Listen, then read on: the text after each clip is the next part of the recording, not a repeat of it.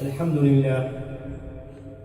لله نحمده ونستعينه ونستغفره ونؤمن به ونتوكل عليه ونعوذ بالله من شرور أنفسنا ومن سيئات أعمالنا من يهده الله فلا مضل له ومن يضلله فلا هادي له ونشهد أن لا إله إلا الله وحده لا شريك له ونشهد أن سيدنا ومولانا محمدا عبده ورسوله صلى الله تبارك وتعالى عليه وعلى آله وأصحابه أجمعين ومن تبعهم بإحسان إلى يوم الدين. أما بعد، قال جل وعلا: إن الله وملائكته يصلون على النبي يا أيها الذين آمنوا صلوا عليه وسلموا تسليما.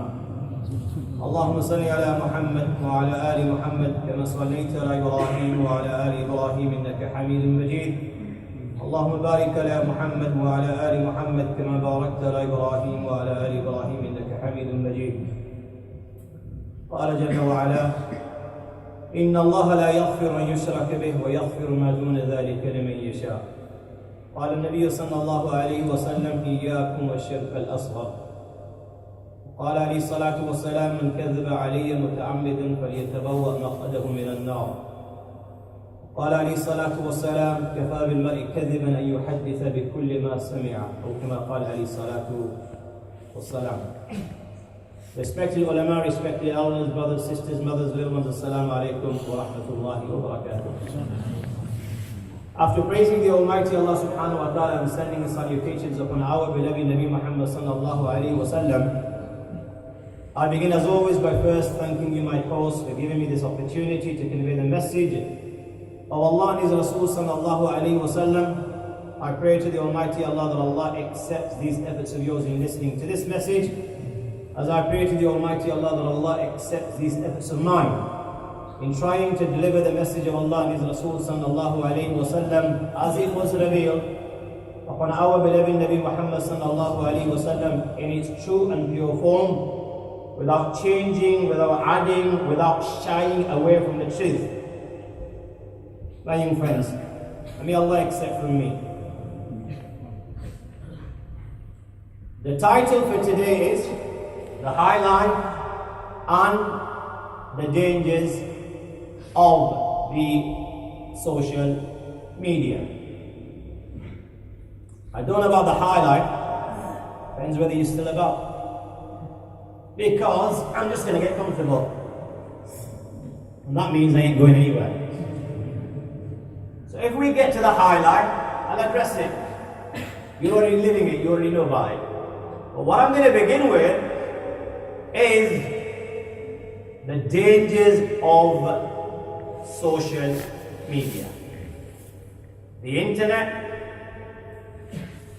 the smartphone, the different platforms we have.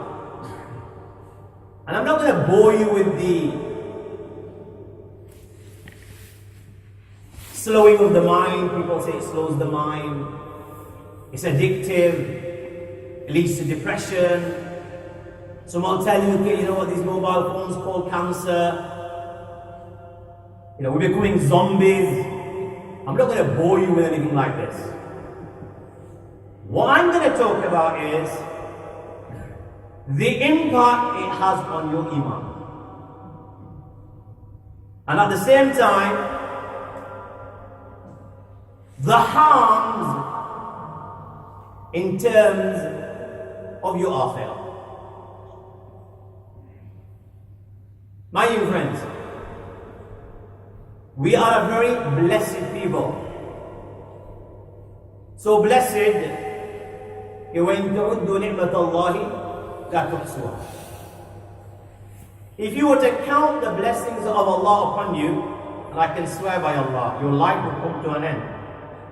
But the blessings that Allah has showered you and I with, those blessings will not come to an end. One of the great blessings of Allah upon you and I is this: that our lives, by the grace of Allah, Allah subhanahu wa ta'ala has made a lot easier. Compare it with the lives of my father, grandfather, our forefathers. Our lives in comparison to their lives, the difference is heaven and earth. I mean, my grandfather, for food, and my father, before he came to England, they'd have to plough the land. You don't plough the land, there's no food. And they'd spend hours. There were no such thing as Tesco, Lidl, Aldi, Morrison, Sainsbury. They'd graft and they'd sweat. By the grace of Allah subhanahu wa ta'ala, you and I, never mind ploughing the land. We are so fortunate and so blessed that for your livelihood, you don't even have to leave the comfort of your home.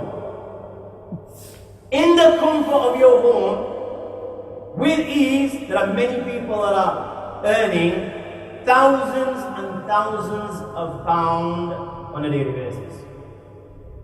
And for food, they don't even have to go to Tesco. They don't even have to go to Aldi.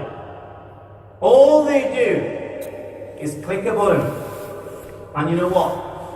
Half an hour, whatever they desired, whatever they liked, whatever they wanted, it'll be at their doorstep.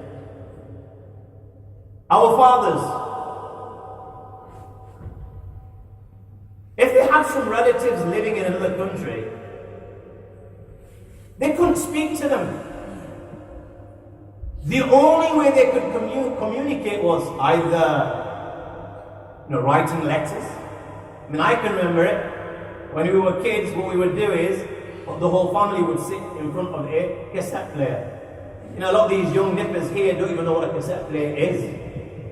So we'd sit down in front of this cassette player, and we'd say, Nani, Salam Alaikum, Tiko, Main Ahmad Bona, and the whole family would sit down and fill this TDK C60, and then we'd wait for somebody to go to Pakistan, and we'd give him this cassette, and they'd take it to Pakistan or India, and they would take out their cassette player, and the whole family would gather and make an evening out of it, and they'd sit down and they would listen to our voices.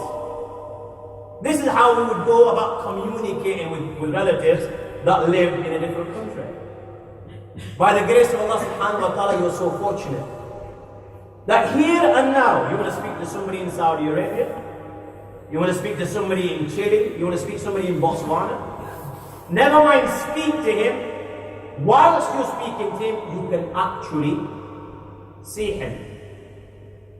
These are the blessings of these modern day tools.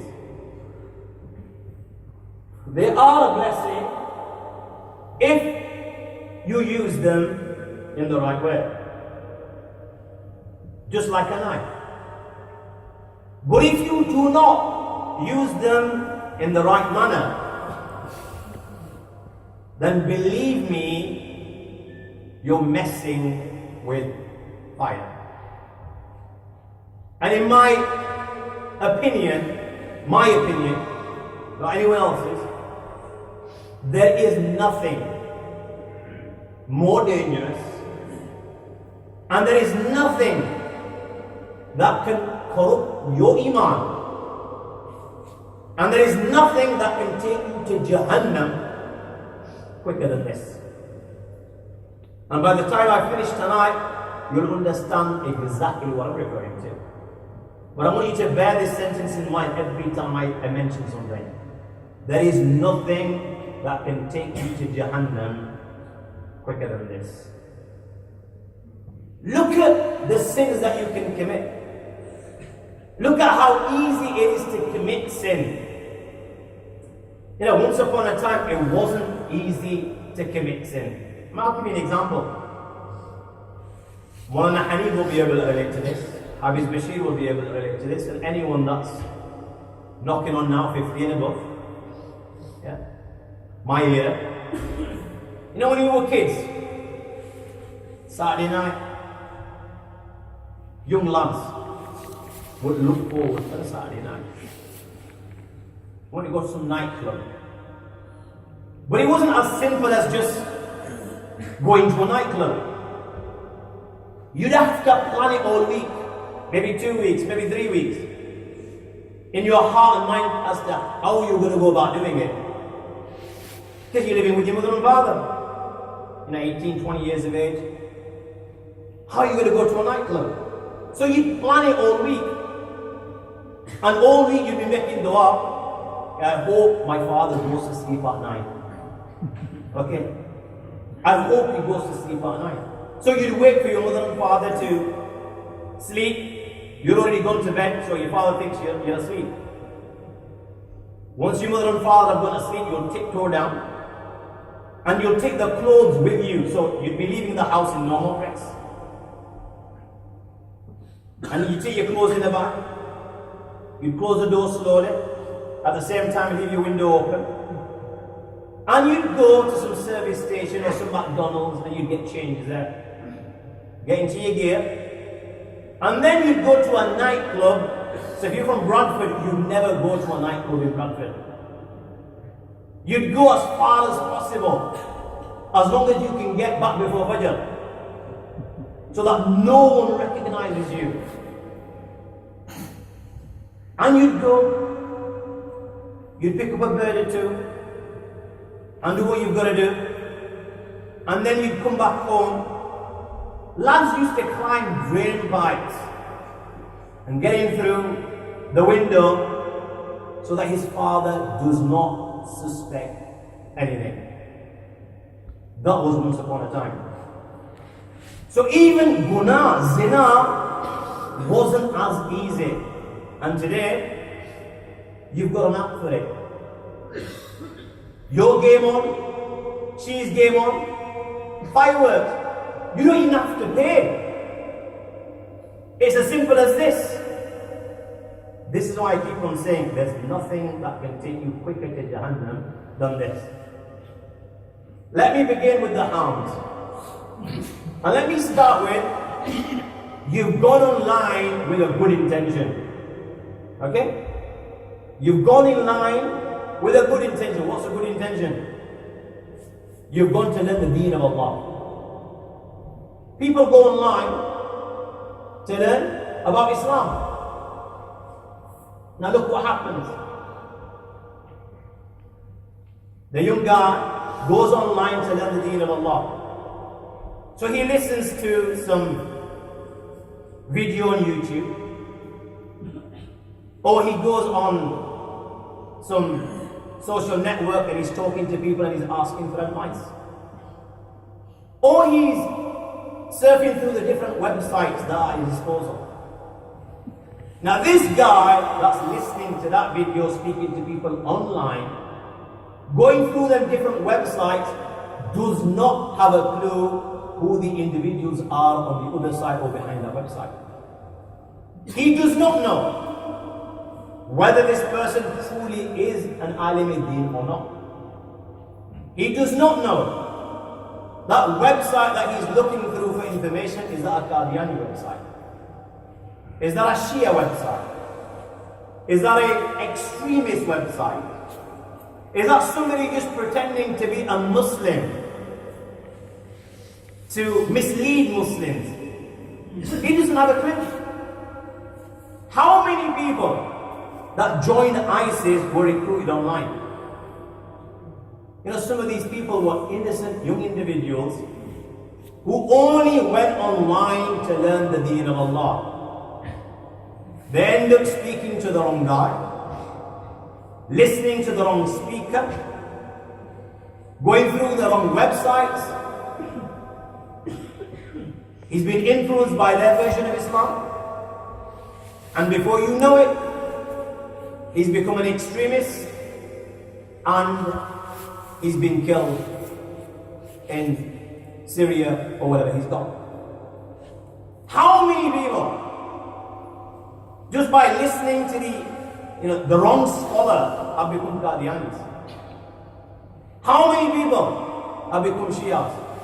And you know what? What I'm saying to you today, guys, is not hypothetical. I'm sharing experience. There are youngsters out there that have become murtad because they went online, speaking to the wrong people, reading the wrong material. The shaitans got the better of them, and before you know, they've left the deen of Allah subhanahu wa ta'ala. Do you know the consequence of dying on any path other than the path of Rasulullah sallallahu alaihi wasallam and the companions of Rasulullah? Do you know the consequence of dying on any deen other than the deen of Islam? Allah subhanahu wa ta'ala says in the Quran, إِنَّ اللَّهَ لَا يَغْفِرُ أَن يُشْرَكَ بِهِ وَيَغْفِرُ مَا دُونَ ذَلِكَ لِمَن يَشَاءُ. Allah will never forgive shirk. Allah will never forgive kufr, disbelief. But other than this, Allah subhanahu wa ta'ala will forgive whatever for whomever. But Allah says, مَنْ يُشْرِكْ بِاللَّهِ فَقَدْ حَرَّمَ اللَّهُ عَلَيْهِ الْجَنَّةَ. Whoever commits kufr, whoever associates partner with Allah, Allah subhanahu wa ta'ala says, Jannah is haram on the individual. My young friends, the deen is no joke. The deen of Allah is no joke. How cautious you are. You know, when your boiler at home doesn't work, how cautious you are. How careful you are. You won't just call any, Tom, Dick and Harry to come and fix your boiler. Because you've heard of dodgy plumbers, so what will you do?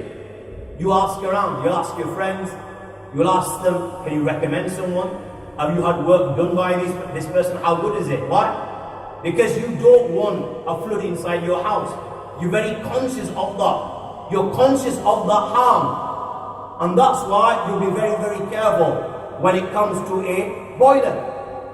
Likewise, medication. How many websites out there sell medication? You're suffering from a particular illness and you've come across a particular website and it's telling you, look, you buy this type of medication and you'll be cured. But you won't buy it. You'll ask around. People that possess knowledge. You'll ask your doctor. And once you get the thumbs up, it's only then you'll buy the medication, because you know if you mess up, then you know what? You might not be alive. So you're very conscious and you're very careful when it comes to things like this. Yet my young friends, the worst thing that can happen is when somebody messes around with your boiler, is your boiler is not going to work. You can go buy another. When it comes to the deen, the difference simply is heaven and hell. The difference simply is failure and success. And you know what? You won't be able to use this as an excuse on the day of judgment. And nor will you get the opportunity to come back to dunya for a second time and to put it right. This is why, my young friends, it's important that when it comes to the deen, that you are very, very careful who you take your deen from. I'm saying this 1400 years after the Prophet ﷺ passed away. You know, in the Khairul Qurun, I'm talking about, over 1,000 years ago, our forefathers were so careful when it came to the deen of Allah subhanahu wa ta'ala, that the great Ibn Sirin would say, Sammu lana rijalakum. They wouldn't just accept anyone said that, if somebody said, Qala Rasulullah, that the Prophet ﷺ said this. Just because he said the Prophet ﷺ said this, they wouldn't accept it. They would say, Sammu lana rijalakum. Name your men for us. Tell me who you got this hadith from. So he would say, I got this from Abdullah. This is not good enough. Who did Abdullah get it from? Yeah. So you have to mention that name. Who did he get it from? Mention that name. Who did he get it from? Mention that name. Till they did not relate the entire chain back to the Prophet ﷺ, only then did they accept the hadith of the Prophet ﷺ. This is why he would say, لَوْلَا الْإِسْنَادِ لَقَالَ مَنْ شَاءَ مَا شَاءَ. Had it not been for the sanad, then anyone would say anything. They were so careful that Sayyidina Abu Hurairah radiallahu ta'ala, my young friends, is from amongst those companions of Rasulullah sallallahu alaihi wasallam. The hadiths that we've received today, Most hadiths that we've received from Sayyidina Abu Hurairah radiallahu ta'ala. There's over 5,000 hadiths that we've received from Sayyidina Abu Hurairah radiallahu ta'ala. He embraced Islam in year 7, and after that, till the Prophet ﷺ's death, he was in the presence of Rasulullah, whether it be day and night, whether the Prophet ﷺ was home or abroad. Now he narrates over 5,000 hadiths. But my young friends, there were companions of Rasulullah ﷺ who embraced Islam at the dawn of Islam.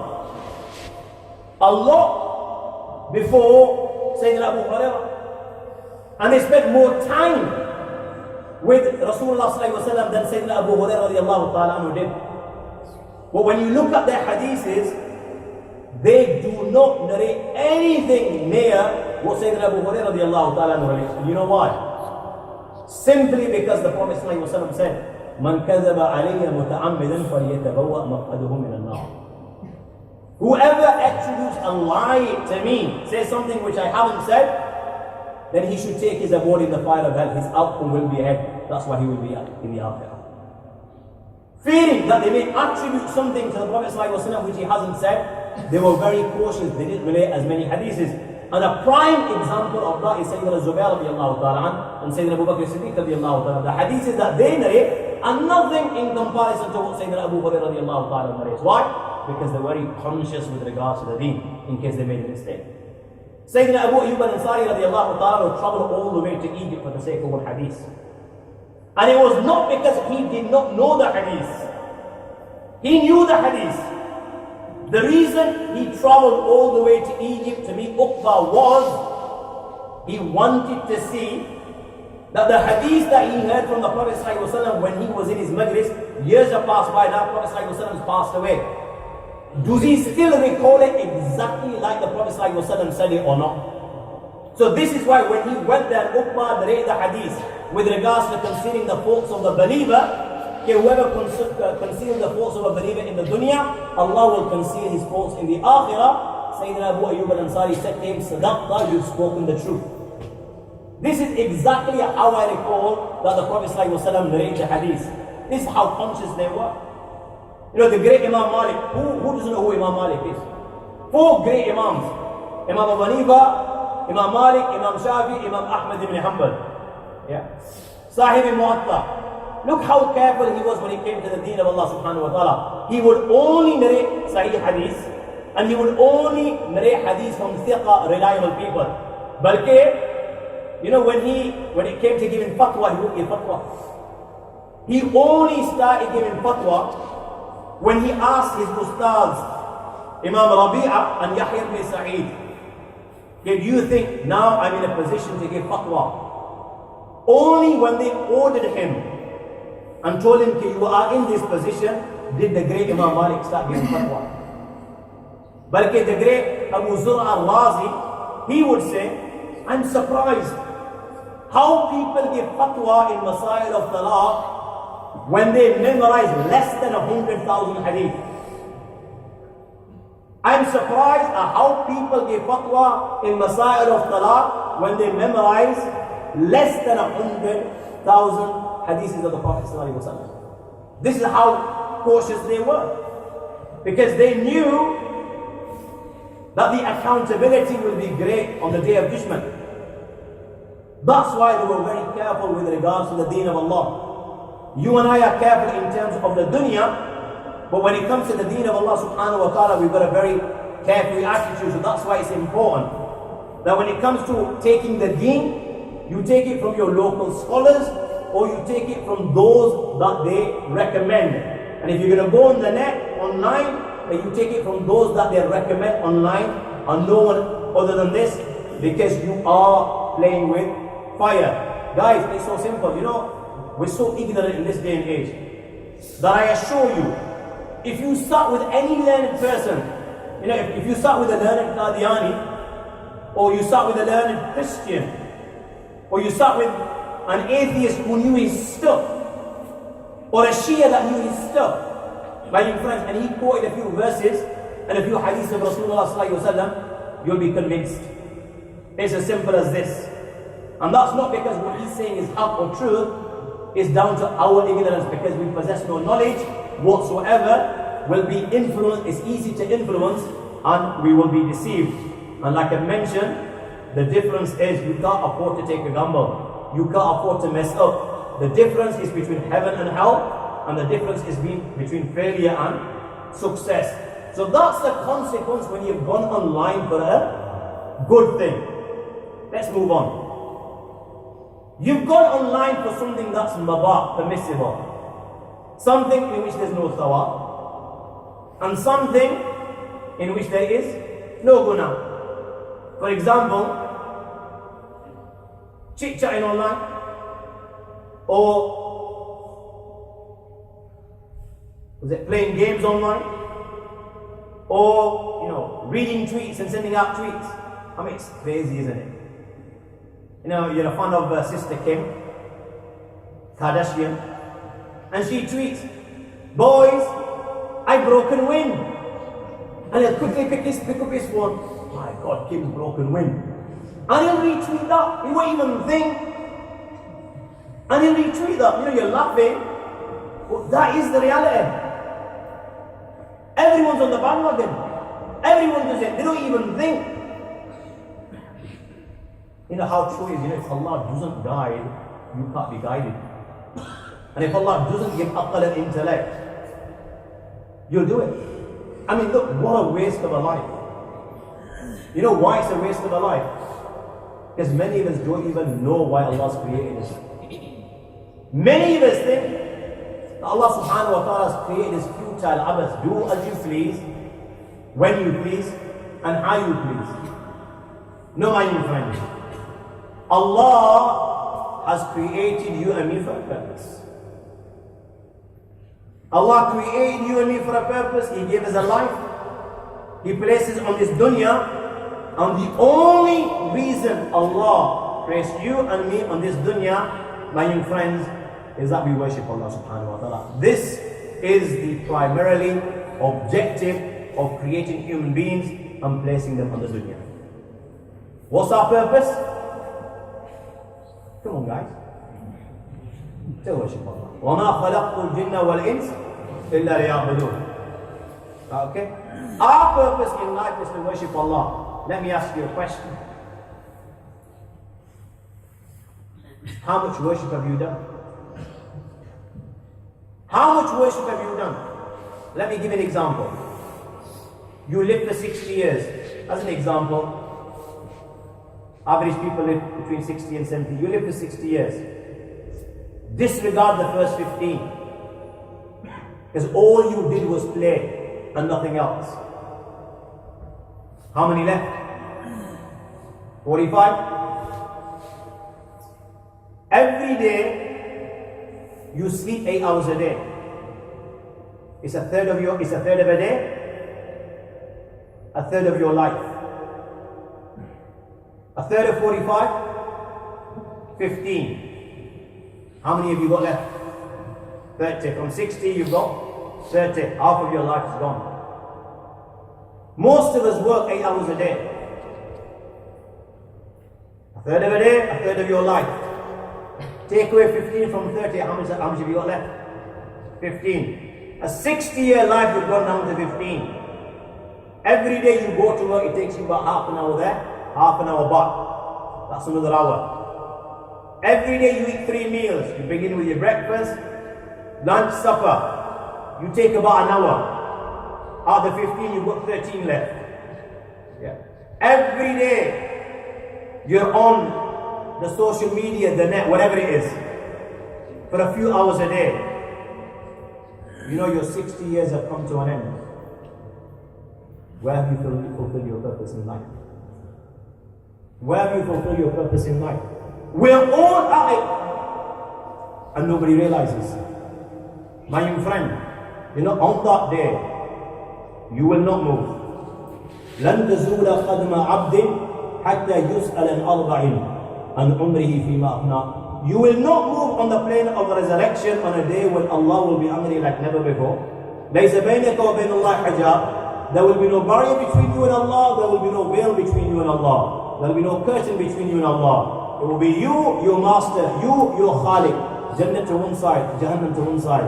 And your first question will be, O Abdullah, O Abdurrahman, or Zainab, or Kulthum, I gave you 60 years of life. I told you, وَمَا خَلَقْتُ الْجِنَّ وَالْإِنسَ إِلَّا لَيَعْبُدُونَ. I created you for worship. I sent my Habib, who practically demonstrated 23 years of his life how to worship. Tell me, how did you spend 60 years of your life? And he will ask you with regards to every second that you were on the dunya. Every breath that you took, every word that you uttered, you will not move till you do not answer. I ask you, my young friend, what will be your answer? What will be your answer? If you and I do not have an answer here and now, then what will be our answer when we stand before our Khaliq, when even the Anbiya salatu wasalam will be afraid to approach Allah subhanahu wa ta'ala? And then, my young friends, you had people like Hafiz al-Munziri, a great master of hadith.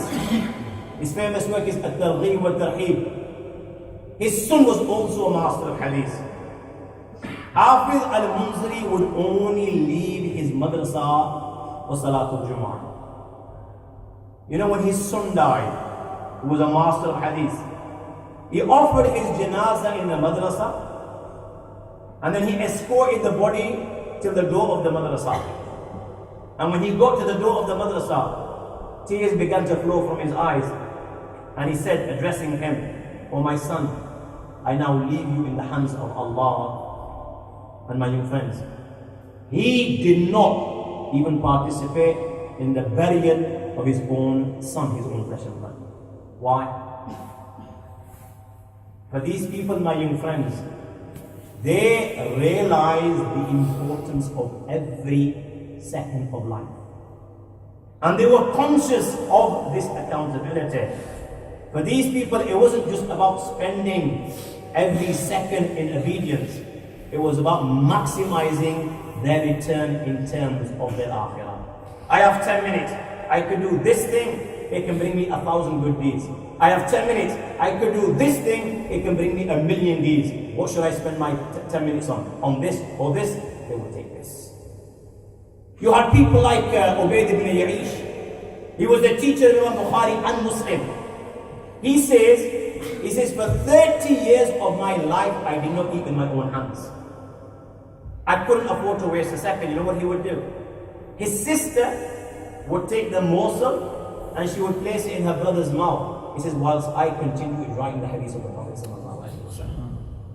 You had the great Ibn Hajar al-Asqalani, who's written about 270 works. An absolute gem of a man. An all-round master. 270 works is no joke. And you know what? When he would mend his pen, and he would stop writing and start mending his pen, automatically his tongue would begin moving with the dhikr of Allah subhanahu wa ta'ala. Not a single second would go to waste. Who hasn't heard the name of Imam Abu Yusuf rahimahullah? Imam Abu Yusuf rahimahullah is on his deathbed. He's on the verge of leaving this world. His student, Qazi Ibrahim al-Kufi, comes to visit him. He says, when I got there, he was unconscious. He comes around, he gains consciousness, and when he saw me, the first thing he said to me was, what's your opinion with regards to such a mas'ala? So he says, I said to him, in this state, that you can barely keep your head upright, you're asking masail, you want to discuss masail, religious problems. He says, what's wrong with it? It's so possible that somebody will benefit, let's discuss. And then Qazi Abu Yusuf asked him, if I tell me what's your opinion with regards to pelting the shaitan, you know when you go to Hajj you pelt the shaitan, what's afzal, is it raqiban or mashiyan? Now should you pelt whilst you're on a mount or should you pelt whilst walking? So he said, I said raqiban, whilst on a mount. He said wrong. I said mashiyan. He said wrong. So I said, you please explain. So he explained that if you're going to stop for dua, then you should walk. Otherwise you should be on the mount. He says, I left him. I came out of the room. He says, I hadn't even got to the external door when I could hear the cries from that room. Imam Abu Yusuf had left the world. And then my new friends, you and I, we're on the smartphone day and night. You work all day, your wife's been waiting for you. She's got your meal prepared. You come home, you eat. You don't even acknowledge her existence. But you know what? It's not just you don't acknowledge her existence. She doesn't acknowledge your existence. Because it's not just you're on it. It's either you, or it's either her, or you're both on it. And you're both sitting in the same room, right next to one another. You're on your WhatsApp groups, she's on her WhatsApp groups, or different platforms or whatever. You're sitting so close together, but you know what? Your worlds apart. Your worlds apart. Every single day that passes, you're drifting away. You're becoming strangers. You're becoming more fonder of others. And then what happens? She's packed her bags and gone. Or he's packed his bags and gone. And that's when the bells start ringing and you realize and you wake up and it's too late.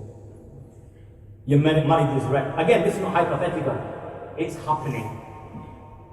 It's happening. Marriages are breaking. Not just between your 20 and 25-year-old, 50, 60-year-olds are packing their bags. And when you get to the root of it, he's met somebody online or she's met somebody online, gone. They've gone for a better life. You've got guys playing games online. Not young kids. I'm not talking about young kids. Some young kids were playing it to some degree you can complain because the kids at the end of the day. Well, guys, 40, 50 playing games online. Again, if it was within limits, again, it'd be ma'qul to some degree. But they're addicted to it, they're on it day and night. So much that that's all they do. They don't even know how many children they've got. But you'd be surprised. Again, guys, this is not hypothetical, this is real. These are people that I've met with and dealt with. They don't even know how many children they've got. But the wife will complain, he doesn't work, we're struggling, he's always on, he's playing these games, I'm the breadwinner, I've got to go out. So I do all the work at home, and then I've got to go out and earn our livelihood to provide for our children. And this guy is so obsessed with these games, that it has the type of games that he's playing are having an impact on his heart and mind. He's playing these violent games. What does that do to him? It changes his mindset, the way he behaves, and that's how he begins to behave towards his wife, his children in a violent way, effing and blinding day and night. How long is she going to make sabr? How long? How long is she going to put you a parda? How long? What happens? She can't make sabr anymore, she packs her bags and history. How will you answer to Allah on the Day of Judgment? These children were a blessing, your wife was a blessing. Even if a person was spending the whole night in worship and he was neglecting his wife's right and his children's right, even though he was in prostration, he will be held accountable on the Day of Judgment. Sayyidina Abu Darda radiallahu ta'ala anhu and Sayyidina Salman radiallahu ta'ala anhu, the Prophet ﷺ had made them brothers. When the Muhajirin migrated from Mecca to Medina, the Prophet ﷺ established brotherhood between the Ansar of Medina and the Muhajirin of Mecca. And the Prophet ﷺ established brotherhood between Sayyidina Abu Darda and Sayyidina Salman. So Sayyidina Salman one day went to visit his brother Sayyidina Abu Darda, and when he went to his house, he realized that Darda radiallahu ta'ala anha, she was wearing shabby clothes. So this baffled him. So he asked her, why is it that you're wearing clothes like this? You're not dressed appropriately for your husband. So she said in a very nice manner, Abu Darda laysa lahu hajatun ila dunya. That your brother Abu Darda, he has no interest in the dunya, meaning he has no interest in women, he has no interest in me. So what's the point of me dressing up? Meanwhile, Sayyidina Abu Darda came, he prepared a meal for his brother, and he told Sayyidina Salman to eat. I'm fasting. Sayyidina Salman said, no, I'm not going to eat till you eat. So he broke his fast and they sat down on the air. They went to sleep. Part of the night passes, Sayyidina Abu Darda wakes up for his tahajjud. Sayyidina Salman says, no, go back to sleep. And he went to sleep. Again, after a short while, he wakes up again. Again, Sayyidina Salman says, go back to sleep. And they went to sleep.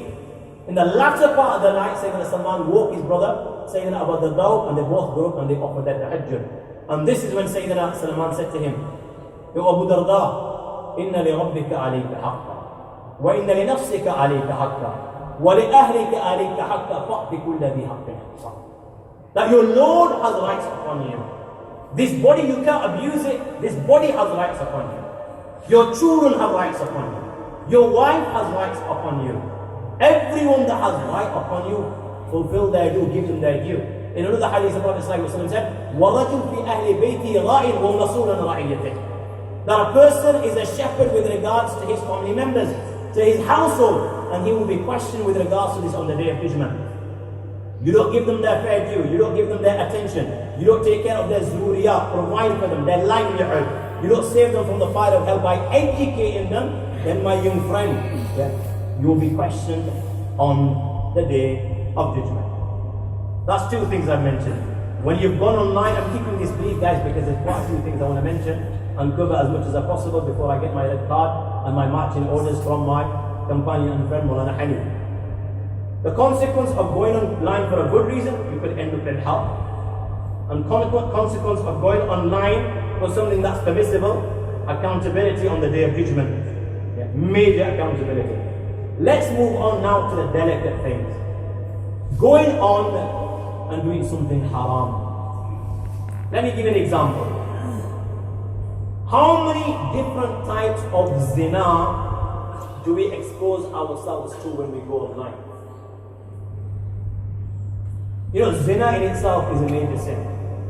But again, it's from amongst those sins that might commit it. Allah says, "La taqrabu zina," don't even go near it. إِنَّهُ كَانَ فَاحِشًا وَمَقْتًا وَسَاءَ سَبِيلًا. It's an evil path. But in hadith, the Prophet ﷺ said, "La yazni zani hina yazni wa mu'min." That when a person commits zina, he's not a believer. The Prophet ﷺ said, "Man zana أو شرب الخمر نزع الله منه الإيمان كما يخلع الإنسان القميص من رأسه." When a person commits zina or takes intoxicants, Allah takes out his iman from his heart, just like one of you takes off his qamis above his head. Now there are different types of zina. Prophet ﷺ mentioned that the zina of the eyes is to look at something that you shouldn't be looking at. The zina of the ears is to listen to something that you shouldn't be listening to. The zina of the mouth is to speak to someone that you shouldn't be speaking to. The zina of the hand is touching something that you shouldn't be touching. The zina of the feet is walking towards something that you shouldn't be walking towards. وَالْقَلْبِ يَتَمَنَّى, the heart desires. And you know, the prophets either confirm the zina of these limbs if you actually go ahead and do it, or they deny the hakiki zina if you do actually go about doing it. Now, bear this hadith in mind, what I just said. How many different types of zina do we expose ourselves to when we go online? Zina of the eyes, zina of the ears, zina of the mouth. Even though you might not speak and you're just using your fingers to type, it will still come under the zina of the mouth because you're speaking to somebody that you shouldn't be speaking to. Zina of the eyes, zina of the ears, zina of the mouth, and the heart desires the evil. How many different types of zina do we expose ourselves? And guys, let's not kid ourselves. إِلَّا مَنْ أَصِمَ رَبُّكَ will not be an exaggeration. إِلَّا مَنْ أَصِمَ رَبُّكَ means every single one of us. How true the words of the Prophet ﷺ were. That you know, every single person Allah has written his share of zina, which he will do. How relevant this is in this time, even when you haven't gone online with that intention, because you know it just pops up and you end up looking at it. And sometimes you do not restrict yourself to the one gaze which is halal. Whether it's looking at, people's profiles, whether it's looking at dirty pictures, or whether it's watching filth. Whether it's watching filth. Guys, I'm going to use words which are indirect, because I know I've got sisters listening at home. But I'm not going to beat around the bush. I've never addressed this ever, especially in a gathering. And I've been, by the grace of Allah subhanahu wa ta'ala, speaking since 93. I've been here a very long time ago. I've never addressed this. But I'm not going to beat around the bush. I know it's a very, very sensitive subject. So that's why my guidance and nasiyah for my sisters at home will be, if it proves too much, just take off the button at home for a short while. I'll be done in about 10 minutes. Everyone's on it to some degree. I'm not just talking about young kids here. The young as well as the old. And you know the sad thing is, the male as well as the female. How rampant people watching filth. They don't see anything wrong with it. But deep down in their hearts, they know it's wrong. You know, let's say you were caught by somebody watching filth. And he said that he's going to tell your mother and father. How would you feel? Anyone but your mother and father. Zahir baat hai, in front of your mother and father, you have izzat. Respect, they hold you in high regard. Your mother and father would never think that you'd stoop so low and you would do it. So if somebody found out that you were doing this and said, you know what, I'm going to tell your mother and father, you know what, to save yourself from, you know, this zillat, disgrace, you'd start pleading with this guy. And if you had to kiss his feet, you'd kiss his feet. And if he wanted to bribe you, yeah, you'd be prepared to give him anything as long as your mother and father will get to know. This is how much we value our izzat and our respect. My young friends, can you imagine if Allah exposes your sin on the Day of Judgment? You know, in the dunya, you get away with murder. I get away with murder. That's the law of Allah. In general, He doesn't take to account what's here on the dunya. Because if He did, وَلَوْ يَأْخِذُ اللَّهُ النَّاسَ بِظُلْمِهِمْ مَا تَرَكَ عَلَى ظَهْرِهَا مِنْ دَابَةٍ. If He were to punish everyone for his sin, there'd be nobody walking on this earth. He's laughed at for Maliki Yawmiddin. And believe me, on that day, there'll be no joke. You know, on that day, people will be disgraced. There will be people that will walk, Allah will make them walk on their faces. There will be people, because of the sins that they committed, will be holding banners. There will be people whose faces will be transformed, and that's how they'll be resurrected, because of the sins that they commit, certain type of sins which they committed on dunya. Can you imagine? Because you know your life, every single second of it has been recorded by the angels that are on your right and left. Can you imagine that portion of your life when you were committing that sin, watching that filth? Yeah, that is exposed on the plane of resurrection, never mind in front of your mother and father. 124,000 prophets Allah sent. Every single one of them will be on the plane of resurrection. My young friend, how will you meet your Nabi after that? Sallallahu Alaihi Wasallam. How will you meet Allah after that? And you know what? We live in an environment where, you know, these type of things, it's all okay. But it's encouraged, you need to discover yourself. That's what they say. God forbid, and may Allah protect. Guys, let me just share a few of the harms.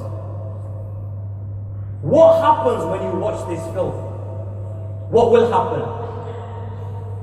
Let me tell you what will happen. You watch this filth, you know, the energy that you have, you're going to have to release it. How are you going to release it if you're not married? Let me tell you what the shaitan will get you to do. And this is what happens. When people have nowhere to release their energy, this is when they will rape. Okay? And behave like animals. When people have nowhere to release their energy, this is when they will start abusing children. When people can't release their energy, this is when they start committing zina. When people can't release their energy in that manner, my young friends, then the word that hadith is used is nafi'ul yad. Then they marry their hand. And everything that I mentioned is severely haram. With regards to zina, I've already mentioned what will happen. With regards to nafi'ul yad, marrying the hand, the curse of Allah is on 7 people. One of those mentioned in the hadith is this person, balki in another hadith. And I want you to bear this in mind all the time. It's a weak hadith, but it mentions certain people will be resurrected on the day of judgment, that their hands will be pregnant because of zina. They used to play with their organ in the dunya. Their hands will be pregnant on the day of judgment. Can you imagine being resurrected on that day in that manner? Where will you show your face? And the harms of it in the dunya, the problems that we're having today is because of this, and that's the only reason I'm addressing this to some degree. A lot of the problems that we're having, the youth are having, male as well as females, this is the root cause.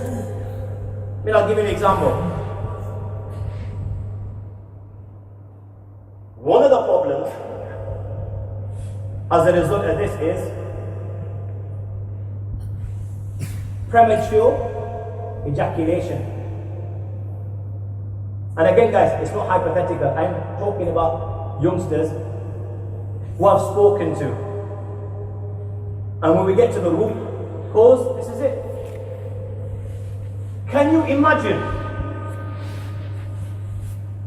if that is what becomes of you?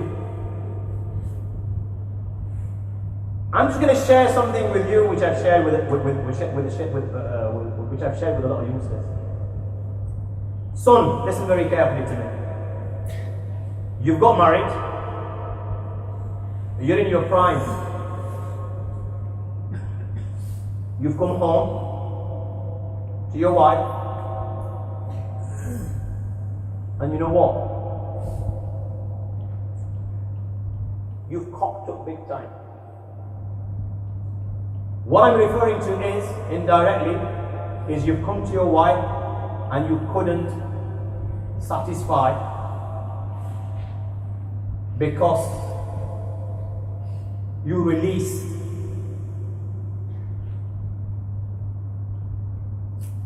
the wrong time. For those of you that are not married, let me tell you, there is nothing more humiliating for a man than that. Okay, you got away with it the first day. What happens if it happens again? You might get away with it for the second day, for the third day, the fourth day, the fifth day. But how long do you think she's going to make sabr? How long do you think she's going to pack her bags and go? And when she packs her bags and go, and I'm telling you this has happened, in cases where the wife's packed her bags and gone, her parents are going to ask her, why do you want a divorce? You know what she's going to say? Look at the guy that you got me married to, he's not even a man. What are you going to do? Who are you going to show your face to after that? Can you imagine word getting out on the street? His wife's packed his bag because he wasn't a man. And you know what? It's not easy for you to go to doctors. I've asked youngsters this. I said, why did you allow it to get that far? Why do you come to see me now if she's packed the bags? What can I do now? Why do you come to me then? And I would have guided you to a Hakim. He says, listen to this, and this applies to every single one of us. The reason he didn't want to go to a doctor is because he didn't trust him. What if the word got out and my friends got to know about it? How would I show face to my friends? And like this, his marriage came to an end. If it can happen to him, it can happen to you. Another harm is this, that you'll realize as a man, you're not going to last for long. 45, 50, toss, you finish. You're going to realize you don't have much of a bottle. Why? Because you abused yourself. You know, anything, when you don't use it in the manner that you should use it, ain't going to last long. You know, you've got a car, beautiful car out there. It says it's a diesel, but you put in petrol in. How long is it going to last? In first gear, you're doing 60 miles per hour. How long is it going to last? Likewise, my young friends, you know, what Allah's given, if you don't use it in the manner that it should be used, then you know what? It ain't going to last. And again, this is what's going to happen, and it's happened. I dealt with this case, not so long ago, where a guy in his 60s, 62 years, this is what his wife's complaint was. That he can't take care of me as a woman. You know what I'm referring to? He can't take care of me as a woman. And she packed her bags and went.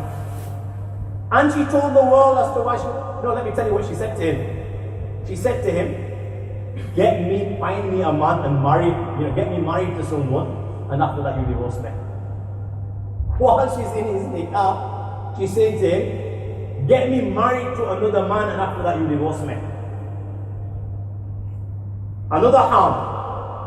You know, when youngsters watch this film, marriage is a disappointment and marriages don't work. Why? Because at the end of the day, the filth that they watch is what they're expecting when they come, you know, when this street woman's at home. Ain't gonna work, is it? You know, I get many youngsters coming to me and say, you know what? I'm married, but chick, I'm not happy, man. I didn't think it was gonna be like this, I thought it was gonna be like that. You know, fireworks and stuff. And here, man, you know, just candy and stuff. And I want out. So you know when you start talking to them and stuff like that, so you ask them, you know, where did you get all this from? It was going to be like this, and it was going to be like that, and it's going to be fireworks and stuff. And then obviously it comes out. This was the source. Then obviously you've got to explain to them, you know what? You know them action movies that you watch where you got, you know, Brother Stallone jumping from skyscrapers, and then he gets up again, and there's millions of bullets coming towards him, and he dodges them, and he's still alive. I said, is that real? He said, no, it's not real. I said, are you sure it's not real? Yeah, of course, Sheikh, yeah, but you're stupid. That's not real, it's a multi-billion industry. So I said, which planet were you on with regards to this then? If that's a multi-billion industry, this is a patani, what's after billions, Malana? Whatever. This is probably a trillion industry. And look, do your homework, research. How many people are on it? You'd be shocked. That's the reason I'm addressing it. I'm not talking millions, I'm talking billions. I said, it's not real. And then I said to him, you know the first lesson that you ever had, how many times did you stole the car? He said, I stole the car many times. I said, how many times did you mess up? He says, I messed up many times. But I said, you know, gradually by the grace of Allah subhanahu wa ta'ala, you got better. He says, yeah, of course I got better. I said, you know what, go home and fall in sajda and thank Allah that the woman that you've got is the right one. I said, you know why? Because if there were fireworks from day one, I can't take qasam, but you know what? The chances are that she'll be taking lessons from elsewhere. Many, many harms. And the biggest harm, and you know, all these tools that Allah has given us today, they eat away at one thing, and you know what it is? It's haya. All this takes away a man's haya. And you know when a person doesn't have haya, al-haya shu'batu min al-iman, idha lam tastahi fasna ma shi'ta, he does whatever he likes. Then there's nothing stopping him. And I'll give you an example, this is one for the sisters. They put pictures up, you know, on social media, fully covered by the grace of Allah. It starts when they're fully covered. Only thing exposed is the hands and the face, and mashallah, face is all dolled up. You know, the latest mascara and, you know, the lipstick and everything else that goes with it. And they put it on so people, you know, to get likes and stuff like that. That's how it starts. And as I mentioned, you know, the more you go on, the more it eats away at your haya, your modesty. It chips away at slowly. And you start leaving it, you start doing things slowly. So the next time you put on something after a while, only the scarves come off. Okay? And mashallah, the rest is all covered. Beautiful face, beautiful hairstyle now. Time passes by. Now not only the scarf, the jubbahs come up. So alhamdulillah, you've still got a long dress. And you look the works. Time passes by, the skirt, the long dress is becoming shorter. Yeah? And now the arms are being exposed. Like this, time goes by, the dress comes off, it's a t-shirt. Shaitan keeps on working, getting more and more like, yeah, you're absolutely beautiful, blah, blah, blah, blah, blah, blah. Gets to a stage, may Allah protect, that now you start sexting. It's not that it can't happen. You know it's happening. How many people that you can relate to in your schools doing it? Where did this woman start from? Fully covered. Where did she end? And it's not just restricted to women, guys. It's just that I've been giving examples of men up to now, so I'm just giving an example of a woman. There are males that do it. You sold yourself for not even a dime. Look how low you stoop when you don't have haya. How low you stoop when you don't have the haya, modesty. Why else do you think the Prophet ﷺ said, Al-Haya'u shu'batun min al-Iman? Haya is an integral part of Iman, it's an important part of Iman. This is the sifat that distinguishes between humans and animals. Animals do as they please. They're not conscious of what's right or wrong, halal or haram, what's good or bad. They just follow their desires and do it. That's why openly, they will fulfill their needs. They have no shame. Whereas human beings, insan, believers have haya and imani. And it's this haya that protects a person from committing evil and it encourages him to do all good. Look at the Prophet ﷺ and his haya. Prophet ﷺ was more modest than a virgin inside her veil. But our mother Aisha says, and I want you to listen to this. Even though it's halal for a man to see his wife from head to toe, and it's halal for a woman to see her husband from head to toe, our mother Aisha says, not once did the Prophet ﷺ ever see my satri ghaliza, my privates, and not once did I ever see the privates of the Prophet ﷺ. Sayyidina Usmani Ghani radiallahu ta'ala anhu, the Prophet ﷺ is in the majlis, Aisha is there. Abu Bakr comes, permission is given. Umar comes, permission is given. Sa'd ibn Malik comes, permission is given. Usman now comes. So the Prophet ﷺ says, wait. The Prophet ﷺ takes his garment, his knee was uncovered. The Prophet ﷺ rectifies his garment. And he tells Aisha to go back. And now he says, let Usman come in. Sayyidina Usman came in. Prophet ﷺ, the Sahaba talked. After a while, they left. So our mother said, Ya Rasulullah, I don't understand. My father came, you were as you were. You didn't rectify your garment. The same applied for Umar and Sa'd ibn Malik. But when Sayyidina Usmani Ghani radiallahu ta'ala came, Ya Rasulullah, you rectified your garment and you told me to go back. Why is that? So the Prophet ﷺ said to Aisha, why should I not feel shy from a man that even the angels of Allah feel shy from him? And then he said, I swear by the one in whose hands my life is in. The angels feel shy from Usman just as they feel shy from Allah and His Rasul.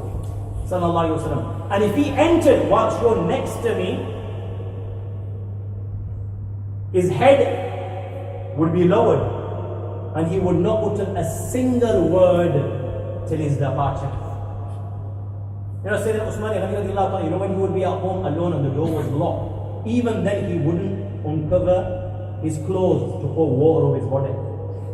Abu Musa al-Ashari would say, I used to take a bath in a dark cell, pitch black. They didn't used to have lights in those days. But he says, in spite of this, I wouldn't stand up till I wasn't fully dressed. Where were the companions of Rasulullah and the Salaf and the haya that we should have, and where is the filth that we watch? And second, the worst thing about it is not just committing the sin, because everyone's doing it. Your friend's doing it, he's doing it, everyone's online. You have a laugh about it. You don't even consider it a sin. Moving on to the others very quickly. Another sin that we commit, Shirkul Asghar. Doing things for the sake of show. And this is a classic one. You see it in Umrah. Everyone's at it. You'll have somebody like Mariana, I'm just giving you his example because he's a friend and you're walking bad about it. Standing right next to the Holy Kaaba. And all of a sudden you become holy moly. Holy man. He'll start sticking his hands up and tears will start from his wife while his last have the Samsung taking the pic. And then he'll send that out to his friends. MashaAllah, look, I'm crying next to the Holy Kaaba. It's so simple. If Allah doesn't guide, you can't be guided. You're committing a sin right next to the house of Allah and you don't even realize. There are places to commit sin. And then there are places to commit sin. Committing a sin outside and then committing a sin inside this masjid, the difference is heaven and earth. Committing a sin in the masjid and then committing a sin in Masjid al-Haram, the most sacred place on earth. The ulama say, just like you get 100,000 nakiyan when you do a good in Makkah, when you commit sin, it's time 100,000. This is why Sayyidina Abdullah bin Abbas radiallahu ta'ala anhu, he would live in Ta'if and he wouldn't live in Makkah al-Mukarramah, and he would say, for me to commit 70 sins in Ta'if is better than committing one in Makkah. And this is why Imam said, Allah bless him, our Imam Ibn rahmatullah alayhi used to say, it's makruh to live in Makkah al-Mukarramah because you'll have disregard and you'll commit the sin and there'll be more accountability on the day of judgment. People don't even realize you're sinning inside the haram. And just as you mess around with Allah like this, Allah will mess around with you on the day of judgment. You know what will happen? There'll be groups of people that will be taken to Jannah, groups and groups of them. When they get to Jannah, a call will be made. They'll get so close to Jannah that they can actually see the palaces of Jannah, they can see the blessings of Jannah, they can smell the fragrances of Jannah. And the Jannatis enjoying themselves. When they get that close, a call will be made, take them away. These people have no share. They have no share. Now they'll regret like never before. They'll say to Allah, Allah, you know what? Only if you sent us to Jahannam before this, it would have been a lot easier for this. Allah subhanahu wa ta'ala will say, I intended this purposely. In the dunya, when you were in private, you were very arrogant towards me. You wouldn't worship, you wouldn't bow down. But when you were amongst your masses and your friends and your cronies and your people, you were very humble. You would show them the deeds. Go to them today.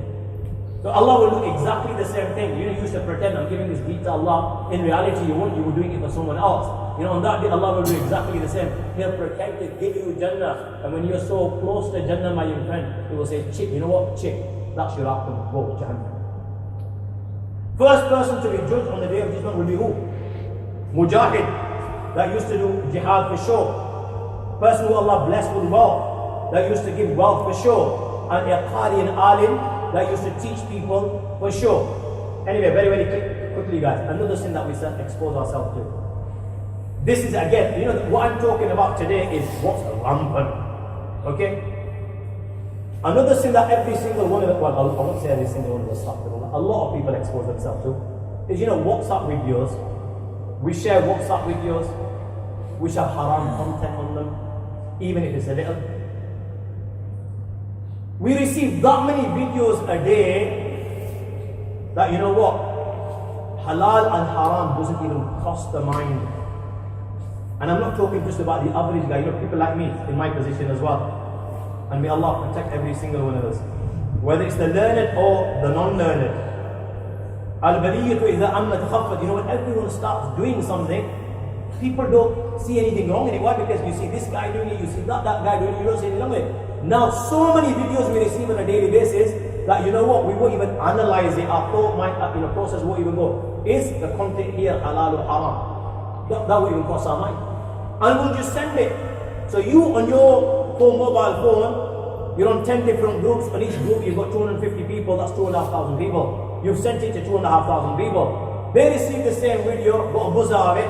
They've sent it to another, each one of them sent it to another 2,500. Like this, in a day, millions, and it's going around the world and back again. Millions and millions and millions of people have viewed that video. Now let me ask you guys, if there was haram content on it and you watched it, only you would get guna. Only you would get guna. But when you've sent that video and it's become viral, and millions of people have watched it, you're going to get the guna of every single person that's watched that video. Now this is why I say, there's nothing that can take you to Jahannam quicker than this, and no one realizes this. Prophet ﷺ said, whoever invites towards good, he'll get the reward of it if he acts upon it, and although he'll get the reward of all those that act upon it. And whoever invites people to evil, he'll get that reward, he will get that guna and the guna of all those that act upon it. But you know what? Another thing that I'd like to tell you is, you know what goes online stays online. Isn't that the case? What goes online stays online. The sad thing is, you'll be dead, you'll be 6 foot under.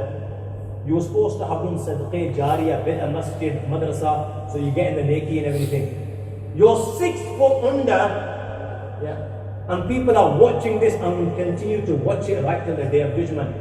And you know what? Every single day them angels are smashing you like never before, because every day in your account there are zillions and zillions of guna that have been added onto it.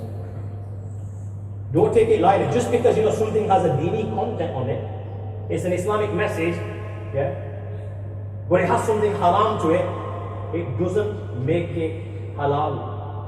And just because, God forbid, you receive that from me, it doesn't make it halal. So next time you click and you send it out, check, is it halal or haram? Is there any aspect of it haram? If it is, then you know what? Don't send it, because you're not in a position to carry that burden on that day of judgment.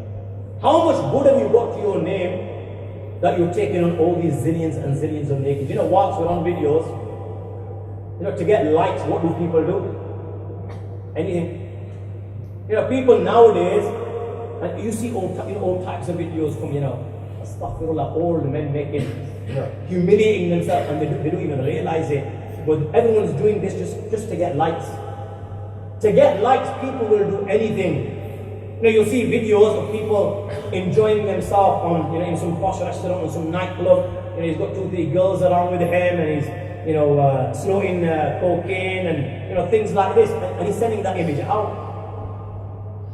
And you all see this. We see this on a daily basis. But you know what? You know how dangerous that is. Let me tell you. The Prophet ﷺ said, this is not just a sin. The Prophet ﷺ said, كُلُّ أُمَّتِي مُعَافٌ إِلَّا الْمُجَاهِرِينَ. Everyone from my ummati will be forgiven, except for those that broadcast their sins. And the Prophet ﷺ gave an example of what mujahara means. A person sins at night, Allah concealed his sin. Nobody knew about it. But in the morning, he said to so-and-so or so-and-so, you know what, last night I was at this nightclub and I was enjoying myself, and I had this girl around me, and I was snorting cocaine, and Ali Jr. was with us, it was all on the house, and he was giving it for free. Do you understand? So, Prophet ﷺ said, he spent the night, Allah concealed his sin. In the morning, he ripped the parda and the cover of Allah subhanahu wa ta'ala. And that's what happens. If you're sinning, and then you're broadcasting it, you're sending it out on your Facebook and and things like this, and you're letting the world know about it. You know why this person is not forgiven? Because of his arrogance. This person, what he's basically saying to Allah is, who are you? He has no regard for Allah. He has no regard for disobedience. At sin, he's looking at sin as something small. It's oh and no. He's betraying Allah. Allah concealed his fault. He's exposing it. He's encouraging others to commit sin. He's broadcasting it. This is why Allah subhanahu wa ta'ala will forgive everyone, but He won't forgive him. You've got another guy, he commits sin, but he's got inside his heart, but Allah holds me to account. And he's shy of Allah, he's shy of people. This second person, the chances are Allah conceal it in dunya, Allah will conceal in the akhirah. But this person who broadcasts his sin, Allah subhanahu wa ta'ala will not hide it. On top of this, another sin, again, this is rampant. Deception and lying. And let me tell you how it works. You'll get people, you can relate to this. You get somebody, he's an adult, and he pretends to be a child speaking to children. You know what I'm referring to?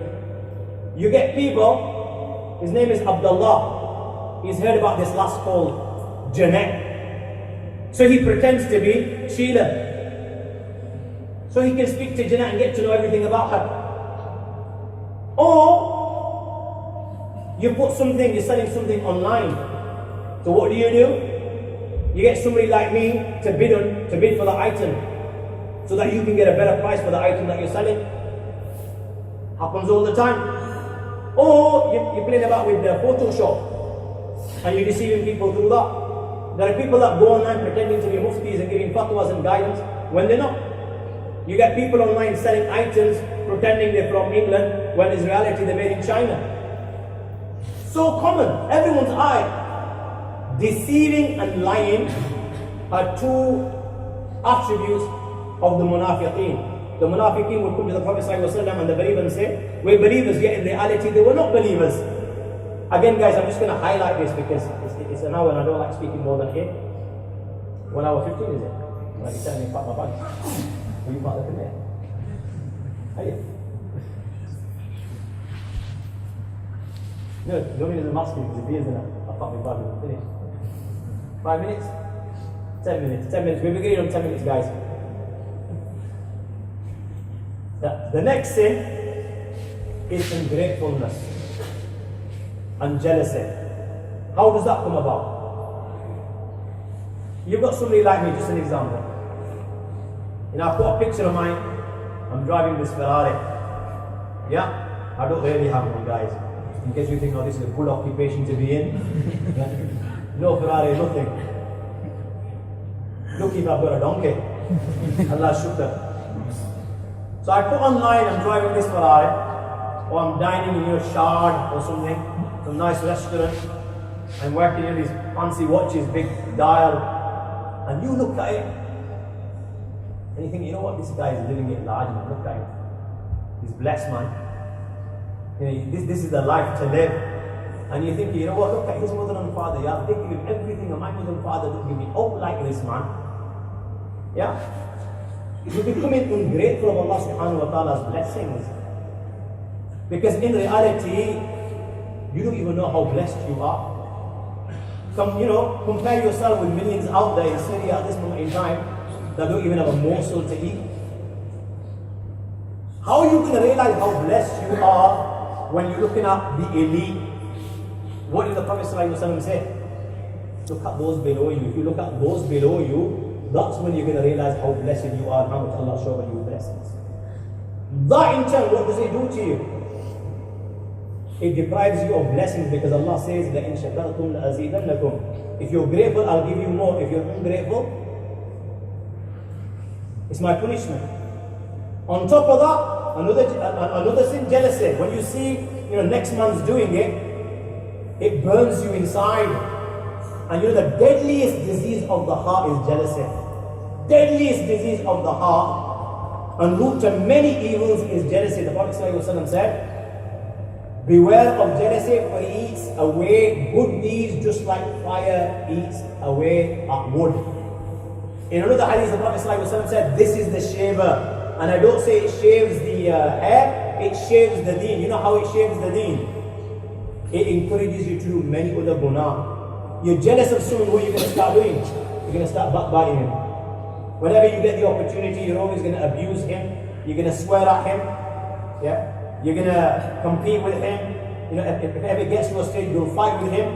And if it ever gets to a stage, and it can get to a stage where you've ended up killing him. Why did Sayyidina Yusuf ﷺ's brothers, why were they prepared to kill him? What does the Quran say? لَيُسْرُ وَأَخُوَ أَحَبُّ إِلَىٰ أَبِينَا مِنَّا وَنَحْنُ عُصْبَةٌ. That Yusuf and his brothers are more dear to our father than us. It was jealousy. That's why they were prepared to kill him. Why didn't Shaitan bow down before Adam alayhi salam? Because he was jealous. Allah ordered the angels to bow. Allah honored Adam. Allah didn't honor him. That's why it says in the Quran, أَهَذَا الَّذِي كَرَّمْتَ عَلَيْهِ. Is this the one that you honor? Why did one of the sons of Adam kill the other? Yeah. They offered a sacrifice. It was accepted from one, it wasn't accepted from the other. He was jealous. And he was prepared to kill him. Final. I'm just going to finish off with the final one. These are the sins that we're exposed to when we look at other people's blessings. Those that actually put these items on, you know what they're exposing themselves to? They're exposing themselves to the evil eye. And believe me guys, this is lethal. Prophet ﷺ says, إِسْتَعِذْ بِاللَّهِ مِنَ الْعَيْنِ فَإِنَّ الْعَيْنِ حَقٍّ. seek Allah's protection from the evil eye, for evil eye is haqq. In one hadith, the Prophet ﷺ said, many people from my ummah, majority of the people that die from my ummah after the qada and qadr of Allah is because of the evil eye. And at the time of Rasulullah, there was a sahabi, mashallah, he had beautiful skin. He didn't have his kurta on. Another sahabi called Amr ibn Rabi'a saw his beautiful body and said, what a beautiful body, your body is more beautiful than a woman. He said that, and before you know it, the other sahabi, he started getting a temperature and started falling sick. So much so that the other sahaba took him to the Prophet ﷺ. The Prophet ﷺ asked, did anyone see your body like this, and did anyone say anything? So he said, Ya Rasulullah, Rabi'a said that your body is so beautiful, that it's more beautiful than a woman. So the Prophet ﷺ called Amr ibn Rabi'a, and then the Prophet ﷺ said, why is it that one of you wants to kill his brother with his evil eye? Why did you give him dua? Why did you say mashallah? Why did you say barakallah? So the evil eye, guys, is the look of a human being at something or some person, and which harms. It's deadly. It's a spiritual or a physical effect that comes out of the eye, and it hits that thing or person. What tends to happen is a person will look at a person will look at a blessing of a person, and he'll wanting it, desiring it, in amazement, he'll ponder over it, and then something will leave the eye again, a physical or a spiritual effect. It's like, a rays comes out from the eye and hits that guy or that thing, and it's deadly. It can affect your mind, it can affect your body. Doctors won't have an explanation. It can affect your livelihood, it can affect your business, it can affect your property, it can affect your car, it can affect your wife, it can affect your marriage, it can affect anything. And the people that are more prone to get it are either beautiful looking young children, people that are handsome, or people that Allah showered with blessings. And it's not necessarily that the person who gives you it is jealous from you. But in hadith we know you can get it from a jinn. But people that are not jealous, people that love you and hold you in high regard and are not jealous, they can give you it. But you know what? You can give it to yourself. So that's why, guys, and on this note I'm going to conclude, keep a low profile.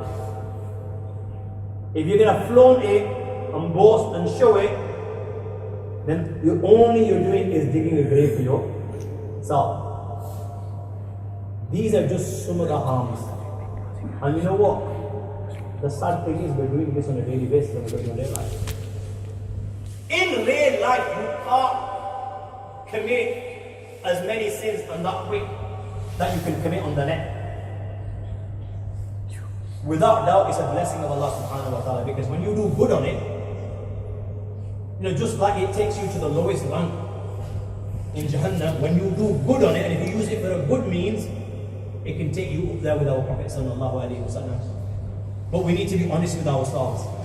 How many of us spend the day doing good on it? Don't get me wrong, there are guys out there, mashallah, many guys do good on it. But let's be realistic, guys. So I'll conclude on this note.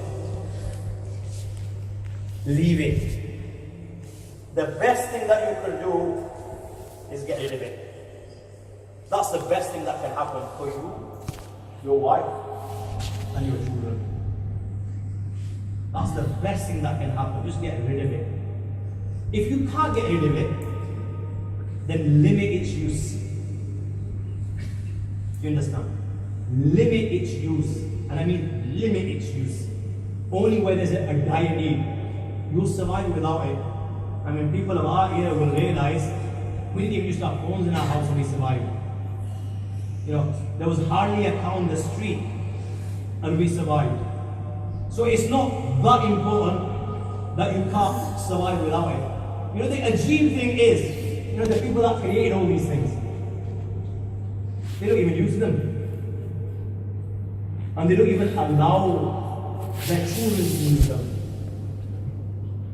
Doesn't it make sense for us not to use them? And especially when we're in a position that we haven't got that self-control. If you can't do good, then come as come, don't do haram. You only live once. You will have an opportunity to come back and rectify your wrongs. So that's why it's important, my young friends. Do what you can while you can in terms of good. Allah give me tawfiq, Allah give you tawfiq. And again, guys, I apologize for taking 1 hour 25 minutes. I love it when I come in Blackburn, I'm always time.